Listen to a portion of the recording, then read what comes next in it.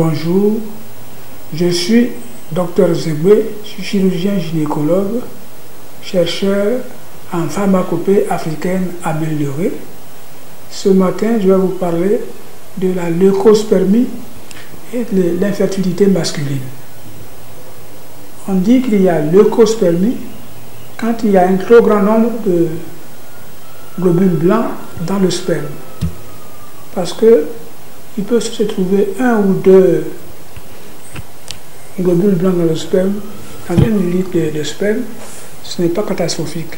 Mais dès l'instant où il y a 100 à 1000 leucocytes par millilitre de sperme, il y a ce qu'on appelle leucospermie. Ça veut dire qu'il y a trop de globules blancs dans le sperme.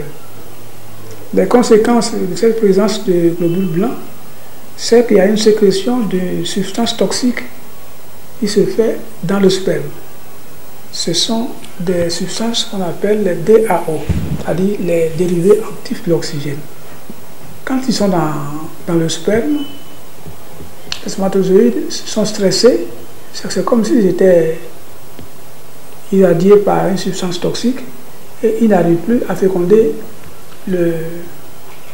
l'ovule.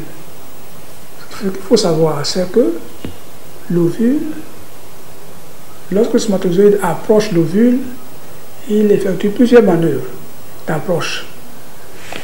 Il enlève d'abord les membranes qui se trouvent sur sa tête. Et c'est sous les membranes que se trouvent les substances qui permettent de perforer la coque de l'ovule.